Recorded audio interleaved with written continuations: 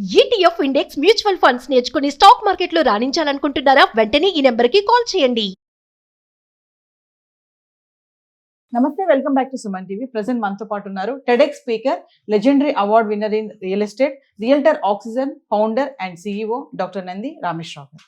నమస్తే సార్. నమస్తే. సార్, బంగారం ధరలు ఫ్లక్చువేట్ అవుతున్నాయి, అంటే పెరుగుతుంది తగ్గుతుంది కదా.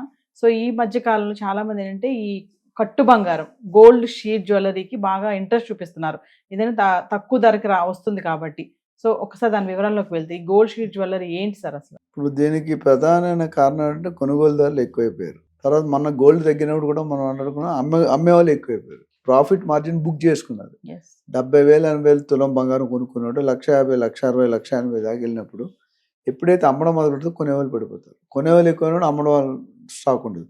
అమ్మేవాళ్ళు ఎక్కువైతే కొనేవాడు ఉండడు. సో దీనివల్ల ఒక రీజన్. రెండోది, మనం పట్టు చీర మాట్లాడుకున్నాం చాలాసార్లు. పట్టు చీర ఒరిజినల్ పట్టు లేకపోతే కంచి పట్టు కొన్ని ఉన్నాయి బ్రాండ్స్. సిల్క్ అలాగే ఉందో పట్లు. ఒరిజినల్ పట్టు ఇప్పుడు కూడా పెద్దగా మెరవదు, గమనించండి. కానీ డూప్లికేట్ పట్టు ఉంటుంది, తల షైనింగ్, అంటే లైటింగ్ పెట్టినా అంత షైనింగ్ రాదు. ఇమిటేషన్ జ్యువెలరీ లాగా ఇమిటేషన్ పట్టు చీరలు ఉన్నాయి. ఇప్పుడు ఏమైందంటే సామాన్య ప్రజలు ఎవరైతే ఉన్నారో వాడుకున్న ఆదాయంలో 1,50,000 పెట్టుకునే స్తోమత చాలా మంది వరకు పడిపోయింది. అంటే లేదు ఇండైరెక్ట్గా.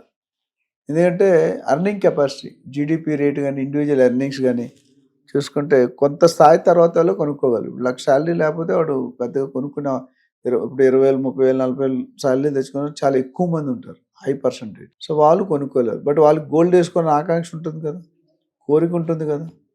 ఆ కోరికని ఎలా తెచ్చుకోవాలి అంటే గోల్డ్ కాని గోల్డ్ వేసుకోవాలి.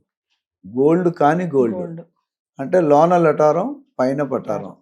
సో కాపర్నో సిల్వర్నో దాని మీద గోల్డ్ కోటెడ్ 24 క్యారెట్. దూరం చూస్తే నీకు ఎవరు వచ్చి టెస్ట్ చేయరు కదా. మెషిన్ పెట్టి నీ మెడలో నెక్లెస్ ఉందనుకో, నీ దగ్గరికి వచ్చి టెస్ట్ చేయరు కదా నెక్లెస్ వేసిందా లేదా అని అయినా. సో ఆ నెక్లెస్ ఏంటనేది ఎవరైతే ఈ కోటెడ్ కొనుక్కుంటారో రేటు 30,000 40,000 కూడా దొరకవచ్చు. అంటే క్యారెట్ బట్టి నువ్వు 24 క్యారెట్ వేసుకోవచ్చు, 22 క్యారెట్ వేసుకోవచ్చు. 24 క్యారెట్స్ పూత వేస్తారా సార్? వేస్తారు. కోటింగ్ అనేది ఆ కాపర్ దీని మీద మెటల్ మీద అంటే కొన్ని రోజుల తర్వాత పోవచ్చు. ఇప్పుడు వాచ్లు కూడా వస్తున్నాయి, గోల్డ్ కోటెడ్ వాచెస్.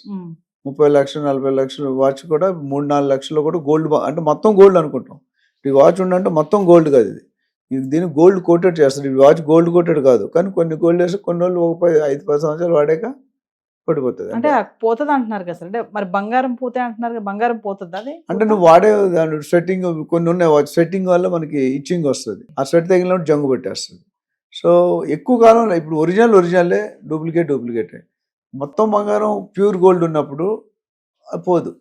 ఎప్పుడైతే కోటింగ్ చేసినప్పుడు కోటింగ్ ఎప్పుడు ఎండకి వర్షానికి తడిచి ఇవన్నీ చేసినప్పుడు కొద్దిగా పోయే అవకాశాలు ఉన్నాయి. మొత్తం పోతుంది ఇమీడియట్ చెప్పను. కాకపోతే మెయిన్ అడ్వాంటేజ్ ఏంటంటే కొనుక్కునేవాడికి సింపుల్గా తక్కువ రేట్లో మోడీ గారు 20,000కే తులం బంగారం 9 carrot. So 9 carrot 14 carrot 18 carrot 20 carrot 22 carrot 20 ఇట్లా క్యారెట్. అంటే క్యారెట్ అంటే అదే purity of gold. Gold rate purity తగ్గుతున్న కొద్ది రేట్ తగ్గిపోతుంది, ప్యూరిటీ పెరుగుతున్న కొద్ది రేట్ పెరుగుతుంది. సో మేబీ ఈ గోల్డ్ షీల్డ్ అనేది లేదా గోల్డ్ కోటెడ్ అనేది పేదవాళ్ళకి కూడా ఆ బంగారం. రియల్ ఎస్టేట్లో మనం సొంత ఇంటి గల నేను నేర్చుకున్నాం. ఇక్కడ కూడా నాకు కూడా బంగారం ఉంది, ఎదుటి ఫ్రెండ్స్ దగ్గర చుట్టాల దగ్గర చూపించుకోవాలి కదా. పెళ్లికి వెళ్ళిన నువ్వు బంగారం లాగంటే దీనికి ఒక నగలు కూడా లేదు, పసుపుతాడు కట్టుకొని వచ్చిందంటారు. యాక్చువల్ అన్నిటికంటే పసుపుతాడే ఎక్కువ విలువ నాకు తెలిసి, కానీ మనం పట్టించుకోం. చాలా మంది సినిమాల్లో కూడా పెద్ద పెద్ద ఇంట్లో పసుపుతాడు వేసుకుంటారు, నెక్లెస్లు చైన్లు వేసుకోరు. ఇక్కడ ఏంటంటే పేదవాళ్ళని దృష్టిలో పెట్టుకొని ఈ ప్రొడక్షన్ అనేది మొదలుపెట్టి రేటు తక్కువగా వచ్చేటట్టు దాన్ని విసులుబాటు కలిగిస్తున్నారు. అంటే ఎందుకు సార్ బంగారం ధరలు ఈ మధ్య కాలం చూసుకుంటే ఒక వారం 10 రోజుల నుంచి ఫ్లక్చువేట్ అవుతున్నాయి ఒకేసారి? అంటే 1,80,000 వరకు వెళ్ళిన ధర మళ్ళీ ఇప్పుడు 1,50,000లోనే వచ్చేయడం, అంటే ఇంకా తగ్గే ఛాన్స్ ఉన్నాయా లేదంటే ఒకేసారి మళ్ళీ తగ్గుతాయి? కొద్దిగా తగ్గుతాయి. ప్రిడిక్షన్ బట్టి అంత కరెక్ట్గా ఎంత తగ్గుతుందో చెప్తాం, కానీ డెఫినెట్గా మనం చాలాసార్లు మాట్లాడు వెరుగుడు ఒకటి పెరిగిందంటే పట్టడం ఖాయం. ఎంత కాలంలో పడుతుంది, ఎంత పర్సెంట్ పడుతుంది అని టూ ఎర్లీ టు టెల్. ఎందుకంటే ఇప్పుడు 1,50,000 స్టేబిలైజ్ అయింది. ఫ్యూచర్లో 1,00,000 కంటే తగ్గదు అనుకుంటున్నాను నేను. బట్ ఎంత తగ్గుతుంది? 10-20% కరెక్షన్ అయితే ఉండే అవకాశం. బోత్ సిల్వర్ ఆల్రెడీ 35% పడిపోయింది. 3 లక్షలు 2,80,000 2,60,000 కూడా వచ్చింది. ఈ రోజు మళ్ళీ 20,000కి తగ్గిపోయింది. సో ఇది కూడా తగ్గుతుంది నాకు తెలిసి. అది ఎంత తగ్గుతుంది దీనికి కారణాలు మనం అనేక సార్లు మాట్లాడుకున్నాం. ట్యాక్స్ పాలసీలు 18%కే వచ్చింది ట్యాక్స్ మెటల్స్ మీద, కొన్ని మెటల్స్ మీద. అట్లానే యుద్ధాలు, ఇన్ఫ్లేషన్, బ్యాంక్ రిజర్వ్ రేట్స్, తర్వాత టారిఫ్స్, ఇవన్నీ కూడా మెయిన్ ప్రొడక్షన్ కెపాసిటీ. గనులు ఇప్పుడు they are not able to produce, labour cost. తర్వాత గనుల్లో తీసే బంగారం ప్రొడక్షన్ కాస్ట్ కంటే ఇప్పుడు అవైలబుల్ బంగారం తక్కువ ఉంది. సో న్యూ బంగారం రావాలంటే జనాలు ధైర్యం చేయట్లేదు. సో ఇవన్నీ రీజన్ కలిసి తగ్గే అవకాశం. మెటల్ కన్జంప్షన్ పెరిగింది, కానీ ఆ పెరిగింది ఇప్పుడు తగ్గింది. మనం మాట్లాడుకున్నాం, చైనా వాళ్ళు కాపర్ మీద సిల్వర్ కోటెడ్ వేసి ఇంత పర్సెంటేజ్ తగ్గింది. 66% రఫ్గా నాకు గుర్తున్నంత 66% వాడకం తగ్గించారు. మరి ఆ తగ్గించింది ఎక్కడ పడుతుంది గ్యాప్? కొంటున్నారని ప్రొడక్షన్ కెపాసిటీ పెంచారు, ఇప్పుడు కొనట్లేదు. ఎక్సెస్ ప్రొడక్షన్ మరి అమ్ముకోవాలి కదా, స్టోర్ రూమ్ లో పెట్టుకుంటే ఏం కాదు. సో అది సమ్ రీజన్. మరి 4,25,000 వరకు వెళ్ళినటువంటి వెండి ధర కూడా క్రమేం ఇప్పుడు 2,80,000 అయితే పడిపోయింది. అంటే వెండి కూడా తగ్గిపోద్ది అంటే, మరి వెండి వెళ్ళిపోతుంది బాగా అని చెప్పేసి అంటున్నారు కదా. ఇప్పుడు సార్ ఎందుకు పడిపోయింది అంటే, ఇప్పుడు పడిపోయిందంటే దానికి కర్ణుడి చావుకు 100 కారణాలు. నేను చెప్పిన కారణాలు అన్నితో పాటు ఇది ఒక group of people are playing the game. Game ఆడేవాడి మీద ఉంటుంది, గేమ్ చూసేవాడి మీద ఉంటుంది, గేమ్ ఆడేవాడి మీద ఉంటుంది.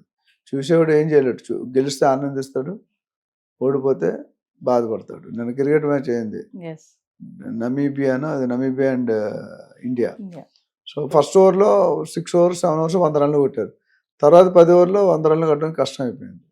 అంటే అన్నది ఏంటంటే డిమాండ్ ఎప్పుడు తగ్గుతుంది, ఎప్పుడు మారుతుంది అనేది ఈ ఎక్స్టర్నల్ ఫ్యాక్టర్స్ మీద ఆధారపడి ఉంటుంది. సో రెండు కూడా మనం ఎప్పుడు కూడా లైఫ్లో మనం చూడలేదు. గత 56 సంవత్సరాలు ఎప్పుడు పెరగలేదు. ఎందుకు పెరిగిన ఒక హైప్ ఆర్టిఫిషియల్ హైప్ క్రియేట్ చేశారు. ఆర్టిఫిషియల్ హైప్ అనేది ఇప్పుడు కరెక్షన్ అయ్యి యాక్చువల్ రేటుకి వస్తుంది. అటు రియల్ ఎస్టేట్ కానీ, ఇటు గోల్డ్ కానీ, అటు సిల్వర్ కానీ, రేపొద్దు కాపర్ కానీ, బ్రాంజ్ కానీ ఆల్రెడీ మనం చెప్పుకున్నాం పెరుగుతాను. ఇవి పెరిగితే ఆటోమేటిక్ పెరుగుతుంది. సో ఏదేమైనా సరే ముందు ముందు పెళ్లిళ్ళ సీజన్ వస్తుంది కాబట్టి ఈ టైంలో ఈ తగ్గడం అనేది కొంచెం రిలాక్స్ అనుకోవచ్చు అంటారా? కొద్దిగా విసురుబాటే. చాలా మంది నాకు ఫోన్ చేసి అడుగుతున్నారు, సార్ ఇప్పుడు కొనొచ్చు అంటే, నీ అవసరం అయితేనే కొనుక్కోండి, అత్యవసరం అయితేనే కొనుక్కోండి, లేకపోతే ఇంకొద్దిగా ఆగితే maybe you may get a better price. Thank you sir.